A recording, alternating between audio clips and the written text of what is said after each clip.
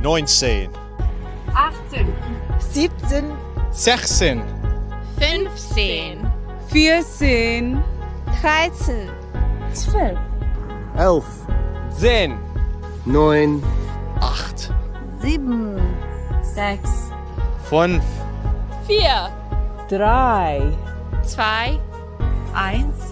los geht's!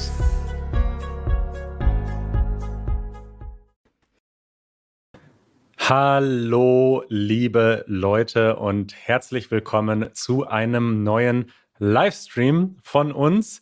Neben unseren regulären Videos und Podcast-Episoden machen wir ungefähr einmal im Monat so einen Livestream. Das heißt, wir sind jetzt gerade live auf YouTube. Falls ihr es später schaut, das Video, dann könnt ihr Untertitel anschalten, wenn ihr auf CC drückt. Das geht aber erst in ein paar Stunden.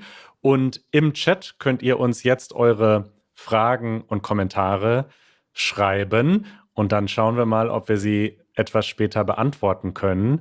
Aber jetzt begrüße ich erstmal live aus Dresden unsere rasende Reporterin Kari. Hallo Kari. Hallo Manuel, ich bin hier in Dresden und es ist wahnsinnig kalt. Es ist sehr kalt. Ich sehe, hinter dir liegt Schnee. Bevor wir anfangen, erzähl mir, warum seid ihr heute nicht in Berlin, so wie ich, sondern in Dresden? Dafür muss ich erstmal meine Handschuhe ausziehen. Wir haben einen Kommentar bekommen und zwar unter dem letzten Livestream aus Berlin. Erinnerst du dich, du warst in Neukölln unterwegs und damals hat uns Edgar Linolein geschrieben und sagte, Huhu Leute, mir gefällt seit geraumer Zeit, was ihr jahrelang auf die Beine gestellt habt. Komme selbst aus Brandenburg und bin nicht wegzubekommen von diesem Kanal. Mich und sicherlich auch viele andere würde es freuen, wenn ihr die Zeit aufbringen könntet, eine ähnliche Episode in Dresden zu drehen. So könnt ihr eventuell auch mehr die ehemalige DDR und die Westgeschichte anderen Kulturen nahebringen. Liebe Grüße. Dieser Kommentar hat viele Likes bekommen und dann haben wir gesagt, okay, das ist ja eine gute Idee. Hier sind wir. Jetzt sind wir in Dresden. Wir nehmen unsere Kommentare ernst. Euer Wunsch ist uns Befehl, könnte man sagen. Ein gutes Sprichwort. Wenn ihr euch wünscht, dass wir in eine bestimmte Stadt fahren, dann machen wir das, früher oder später. Du bist jetzt also in Dresden auf der Augustusbrücke. Bist du ganz allein unterwegs oder wer ist noch in der Nähe? Das ist richtig. Ich bin nicht alleine unterwegs. Ich habe bei mir Janusz und Erik und 2 von unseren Zuschauern, die hier hingekommen sind. Ich will dir aber noch mal kurz zeigen, Manuel, wie kalt es hier ist. Es ist so kalt. Ja. Gestern haben wir bei minus 9 Grad gedreht. Und aktuell, mein Handy funktioniert gar nicht, so kalt ist es. Guck dir das mal an. Ich wollte dir eigentlich gerade zeigen, dass wir eine Kältewarnung haben für Dresden. Aber das wird jetzt nicht angezeigt. Okay. Ich zeige dir mal, wer hier dabei ist. Wir haben hier schon eine rege Unterhaltung. Ein Easy German Mini-Meetup findet hier gerade statt. Janusz, wie geht es dir? Oh, mir geht's sehr gut.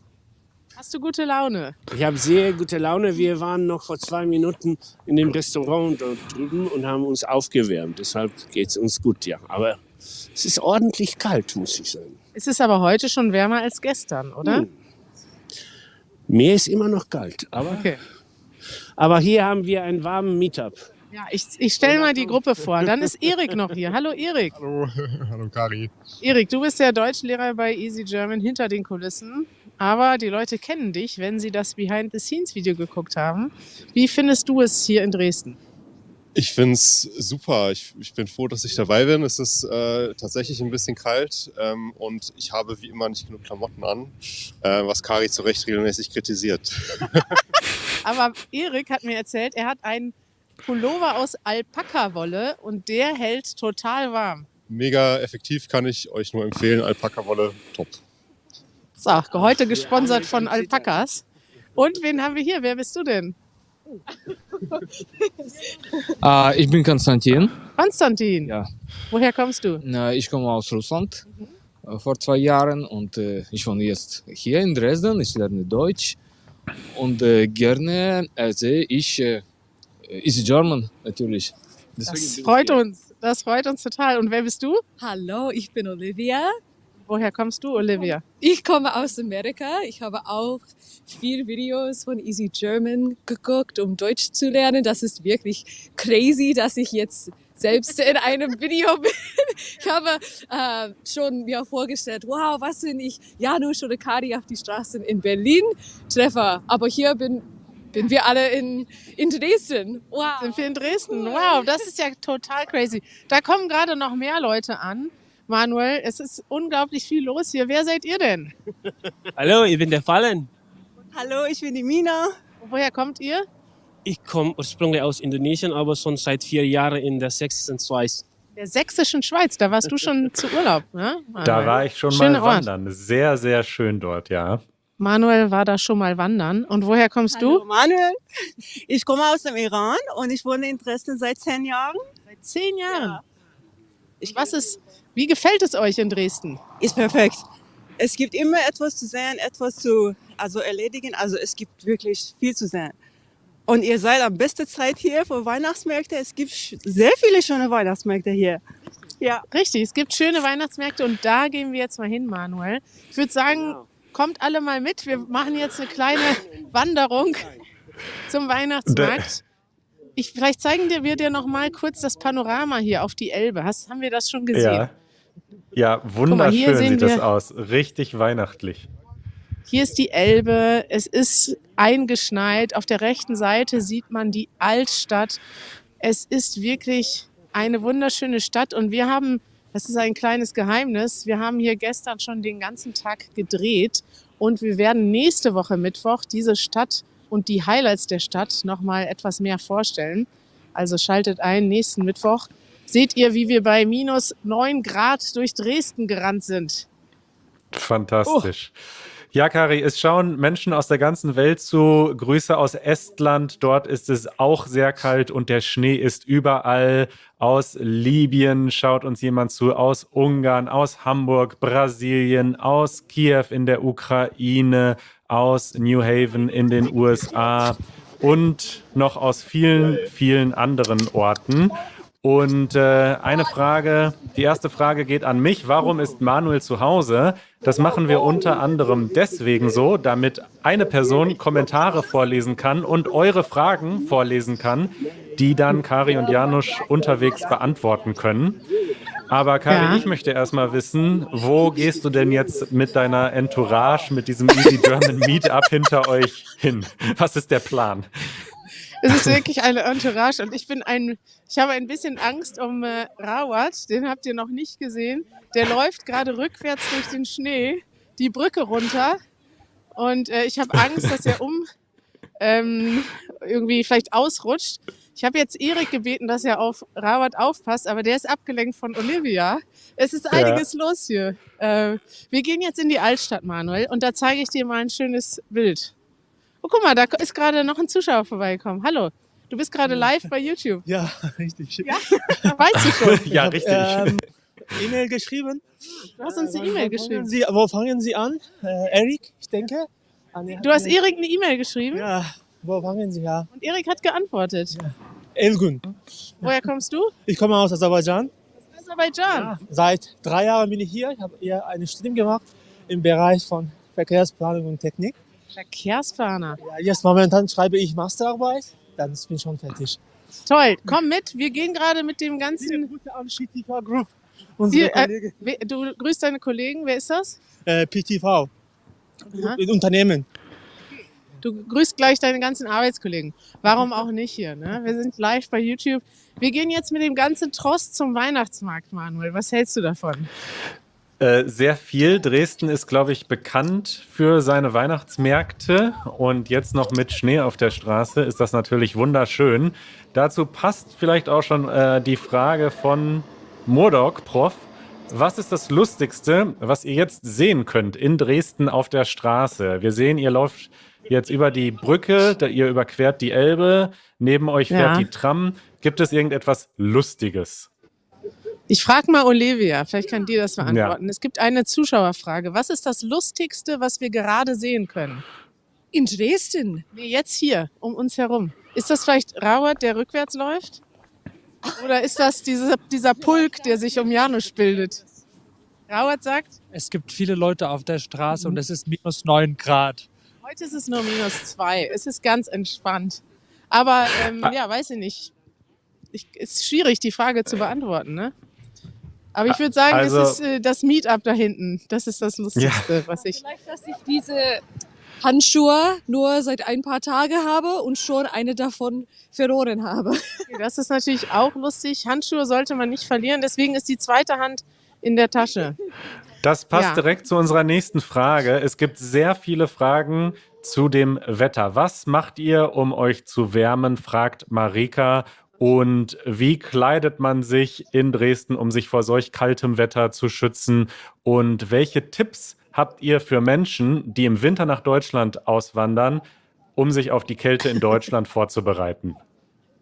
Ja, also ich war wirklich, gestern waren wir richtig durchgefroren und ich hatte mich vorbereitet und ich habe aber nur einen Rucksack mitgenommen, deswegen habe ich nicht warme Sachen für alle mitgenommen. Das tat mir dann hinterher leid, denn ich habe zum Beispiel, Manuel, wärmende Schuheinlagen.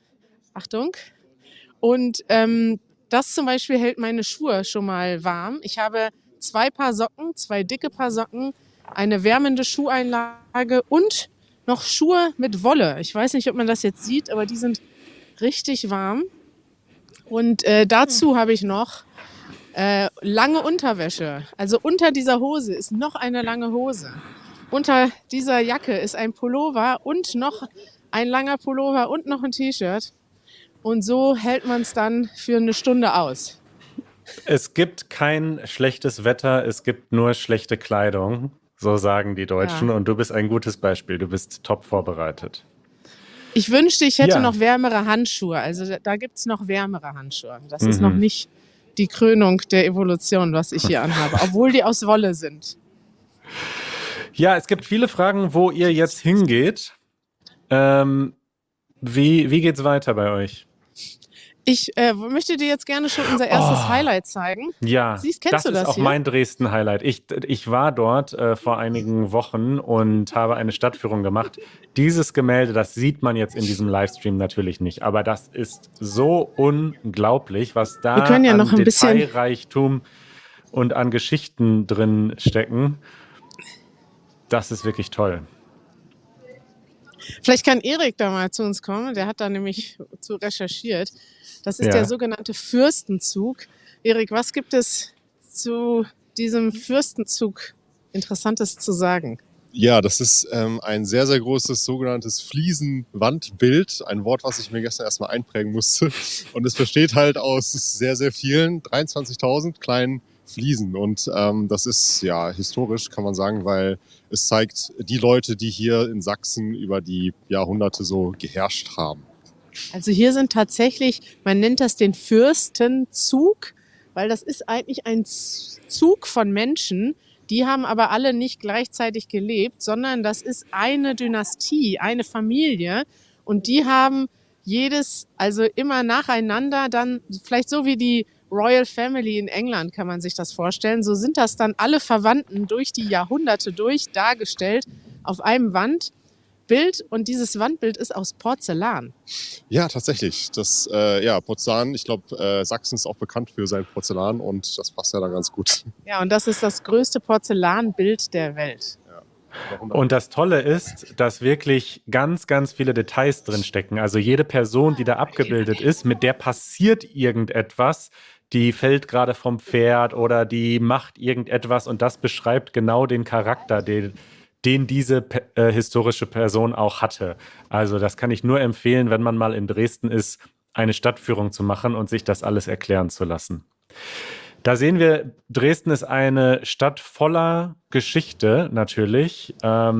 Ich sehe schon dahinter, da sehen wir schon das nächste große. Da geht ihr jetzt sicher gleich hin. Richtig, wir gehen jetzt rüber zur Frauenkirche und jetzt werde ich rückwärts laufen, Manuel. Was hältst du davon? Falls Ja, ich gleich das ist ausrutsche, gut. haben wir hier noch spektakuläre Bilder. Es gibt auch Kommentare von Zuschauerinnen, die sich Sorgen um euch machen. Fatame schreibt, du kannst hinter Kari vorwärts und nicht rückwärts laufen. Also es gibt Leute, die sich Sorgen machen, dass einer von euch beiden hinfällt. Also ich muss sagen, gestern ist das schon tatsächlich ein paar Mal fast passiert, weil gestern war es noch glatter und es ist alles sofort gefroren. Und Ja. ich bin da mehrfach schon ausgerutscht.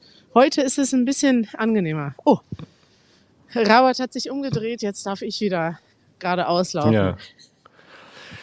Ja, erzähl Ja. doch mal ein bisschen über Dresden. Was habt ihr denn bis jetzt so rausgefunden? Was ist euer Eindruck? Vielleicht auch, wie kann man Dresden vergleichen, wenn man es kann, mit Berlin? Jemand hat gefragt, ist Dresden besser als Berlin? Das kann man, glaube ich, nicht beantworten. Aber wie ist es vielleicht unterschiedlich? Das kann ich wirklich nicht beantworten. Es ist ganz anders. Dresden ist kleiner. Hat 600.000 Einwohner ungefähr.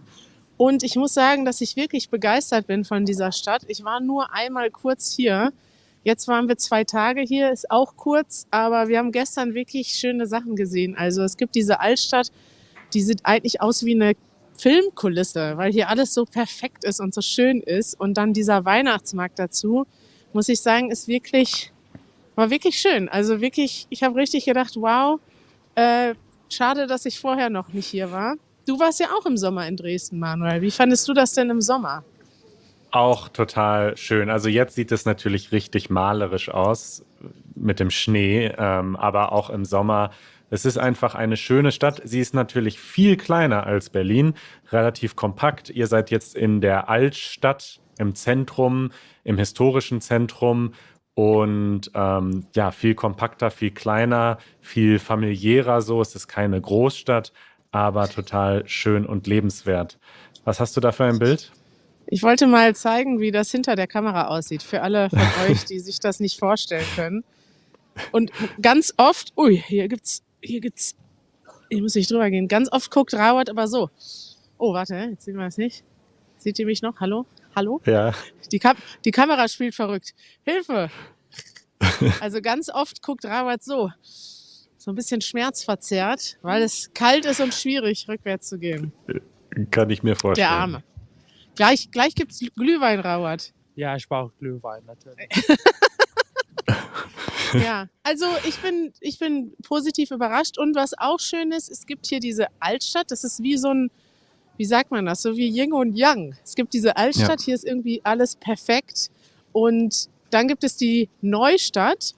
Die Neustadt ist auch nicht neu, also die ist auch alt, aber die ist neu aufgebaut worden nach einem Brand. Und da ist so richtig, weiß ich nicht, Graffiti an den Wänden, viele Cafés, viele Bars, viele Kneipen. Und da ist so, man hat das Gefühl, hier ist so ein bisschen alles festlich und fein. Und in der Neustadt ist so richtig, da pulsiert das Leben und da ist total viel los. Und das ist so ein schöner Gegensatz, aber trotzdem ganz nah beieinander. Ja. Dresden ist im Bundesland Sachsen und ist im Osten von Deutschland. Und es gibt dort ja auch einen spezifischen Dialekt. Wir haben in letzter Zeit einige Videos zu Dialekten gemacht. Vielleicht eine kleine Challenge. Schafft ihr es heute, uns einmal diesen Dialekt zu zeigen? Können wir den mal hören? Gibt es irgendwen in eurer Nähe, der euch das mal vorführen könnte? Ist vermutlich schwierig bei so einem Livestream, aber eine kleine Challenge von Vielleicht Fatime. gleich am Weihnachtsmarkt. Ich sehe gerade schon die Leute, die neben mir sind. Das sind alles Touristen, die haben Knöpfe im Ohr und so ein Band umhängen. Und einer hatte eine Texas-Mütze auf. Ich glaube, die kommen nicht von hier. Ja. Erik, kannst du ein bisschen sächseln? Nee, Erik lacht. Erik, komm doch mal, zeig uns doch mal ein bisschen Badisch. Erik kommt aus einer ganz anderen Ecke von Deutschland, nämlich aus dem Freiburg. Oh Da spricht man Badisch. Ja, man spricht Badisch, genau. Kannst du mal auf Badisch was sagen? Ja, also im Badischen sagt man zum Beispiel nicht is, sondern isch. Also heute isch ein schlechtes Wetter oder so. Aber mein Badisch ist wirklich sehr, sehr beschränkt. Ich will jetzt das auch nicht mehr anmaßen, das zu sprechen. Also habt ihr das zu Hause nicht gesprochen? Nee, gar nicht. Meine Eltern kommen von anderen Ecken aus Deutschland und dementsprechend habe ich es leider nicht wirklich gut gelernt. Schade. Ja. Naja, wir brauchen ja jetzt auch Sächsisch hier. Ich habe leider, also ich will das auch nicht nachmachen, Manuel. Wir haben aber mal ein Video gemacht mit Anja von Learn German with Anja. Vielleicht erinnerst du dich. Und sie kommt ja aus Sachsen und da haben wir das auch ein bisschen verglichen. Sie spricht allerdings auch nicht viel Sächsisch, aber sie hat doch schon ganz gut gesprochen und man kann da so ein bisschen die Unterschiede hören. Raut, können brauchst wir du mal Hilfe? unten Ich habe das Gefühl, in die Infobox kann Erik verlinken. dir helfen vielleicht? Ist okay. Alles gut? Okay, wir bewegen uns in sehr langsamen Schritten und ich glaube, wir haben Ja, Janusz verloren. eine wichtige Frage von Christian. Wo ist Janusz? Ah nee, da ist er. Da hinten sehen wir Janusz in dem Tross von Ja. Leuten. Ich guck mal, wir gehen noch mal rüber und schauen, wie es da aussieht. Geh mal zum Easy German Meetup und schau, was da los ist. Hallo Leute, wie ist hier die Stimmung? Oh, total lustig. Es ist absolut wunderbar, die Leute hier zu treffen. Es ist echt unreal und gleichzeitig total wunderschön. Janusz, hast du Lust, uns einen Glühwein zu holen? Da vorne ist der erste Glühweinstand. Sehr gerne, aber warum soll ich den holen? Ich habe nicht so viele Finger. Wir gehen alle dahin. Nee, ich meinte für mich, weil ich bin ja hier am Moderieren. Ich habe ja keine Zeit. Für uns alle. Wenn schon, dann schon. Du holst einen für mich und Rawat und die anderen holen alle einen für sich selbst. Ja, okay. Das ist unser Challenge noch, okay? Okay, dann gehen wir jetzt und überfallen mit 10 Leuten den Glühweinstand. Das ist sehr gut. Und, Creighton hat zum Beispiel schon geschrieben, unser lieber Freund Creighton, wie sieht die Getränkelage aus? Gibt es dort leckeren, aufgeheizten Glühwein? Also das macht ihr jetzt. Natürlich, das sehen wir jetzt. Rawat, Erik läuft hinter dir. Du kannst safe gehen und Erik hält dich fest, falls irgendwas passiert, falls irgendwas kommt. Du hast kein Geld, Janusz. Warte, das kennen wir sofort. Ich habe ja sofort Geld mitgenommen. Hier. Also, Janusz hat Geld. Er läuft schon voraus. Wenn Janusz Glühwein hört, dann geht es plötzlich ganz schnell. Du, ja. Das glaubst du gar nicht. Und noch eine Info für Creighton und alle anderen, die hier zum Weihnachtsmarkt gehen. Was mir aufgefallen ist, Manuel, früher gab es nur roten Glühwein. So ein Standard, also Glühwein war immer nur eine Sorte, roten Glühwein. Dann kamen so langsam so ein paar Sachen hinzu in den letzten Jahren. So ein, weiß nicht, heißer Caipirinha oder so. Und hier in Dresden, vielleicht ist das auch in ganz Deutschland so, aber hier in Dresden, da gibt es wirklich 10 verschiedene Sorten Glühwein an jedem Stand. Rot, Weiß, Orangenglühwein, Zimtglühwein, Apfelzimtglühwein. Wusstest du das, dass es so viele Sorten gibt? Das wusste ich nicht tatsächlich. Ich bin gar nicht so ein Glühweinkenner. Aber wo wir schon beim Thema Getränke sind und Speisen, Patrick fragt, was wird in Dresden gegessen? Gibt es eine besondere bekannte Speise? Und die Antwort folgt direkt von Alejandro, der schreibt nämlich, den Stollen auf dem Striezelmarkt muss man probiert haben. Also der Dresdner Christstollen, das ist so eine süße Speise, die man an Weihnachten in Dresden isst. Das ist richtig, Manuel. Und ich kann schon mal spoilern, in unserem Video nächsten Mittwoch, da sieht man, wie Erik und Janusz den Christstollen essen. Allerdings haben sie den bei -9 Grad gegessen. Und dann kam direkt eine Bäckermeisterin von hinten und sagte, so kann man den Stollen nicht essen. Der ist ja jetzt eingefroren. Und den muss man essen, wenn es warm ist und wenn der richtig weich ist und lecker schmeckt. Und Erik und Janusz haben den dann so aufgebrochen, weil der richtig so eingefroren war. Das seht ihr nächsten Mittwoch im Video. Ich freue mich drauf. Sehr gut. Okay, wo stehst du jetzt? Manuel, ich stehe direkt vor der Frauenkirche. Das ist wirklich hier ich sag mal, das Wahrzeichen Dresdens. Eine wunderschöne Barockkirche. Vielleicht sieht man die gut? Was sagst du, Rawat? Ja, wunderbar. Geht, ja. Und vielleicht, was interessant ist zu dieser Kirche, ist, dass die komplett zerstört wurde im Zweiten Weltkrieg und ganz lange nicht wieder aufgebaut wurde. Und die ist erst, ich habe jetzt leider die Zahl nicht im Kopf, aber ich glaube vor ungefähr 10, 15, 20 Jahren, 15 Jahre ungefähr, ist die wieder hergestellt worden. Also es war ein langer Prozess, die wieder aufzubauen. Und hier seht ihr noch die alten und die neuen Steine, denn es gibt dort helle und dunkle Steine. Die dunklen Steine sind Originalsteine und die hellen Steine sind dazugekommen, um die Kirche wieder aufzubauen. Und ja, so hat man dieses barocke Kunstwerk nach so vielen Jahren wieder hergestellt. Ja, das ist eine gute Zusammenfassung dieser Kirche. Sie hat eine lange Geschichte, wurde zerstört und jetzt wieder aufgebaut. Und Vorsichtig, davor Howard, steht hier ist jetzt also der Glühweinstand. Wie ist die Richtig. Lage? Janusz bestellt gerade. Vielleicht können wir mal ein bisschen näher rangehen. Ja, er bestellt. Und hier oben sieht man, was es hier alles gibt. Zum Beispiel Jagertee. Jägertee soll das vermutlich heißen. Oh, haben wir Kari verloren? Ich weiß nicht, Caipirinha. Heißer Caipirinha? Ja, Da hört ihr bist mich du wieder? Ja. Ja. Oder hier zum Beispiel gibt es Kinderpunsch. Das ist dann die Was Variante ist das denn? ohne Alkohol. Das ist was Warmes ohne Alkohol. Ich weiß aber ehrlich gesagt nicht, was da drin ist. Ich glaube, weiß ich nicht. Saft. Apfelsaft mit. Ja. Wir Ja. gehen mal einen Schritt zurück und dann freuen wir uns gleich, wenn Janusz kommt. Hallo, wer seid ihr denn? Ich bin Hüsna. Wir sind gerade live bei YouTube. Ja, ich weiß, deswegen bin ich hier gekommen. Und woher kommst du? Ich komme aus der Türkei. Aus der Türkei. Und du hast direkt die ganze Familie mitgebracht hier. Ja, mein Mann ist meine Kleine. Hallo. Hallo. Ich bin Osman. Ich komme auch aus der Türkei. Ja. Wir sind schon 3 Jahre in Dresden.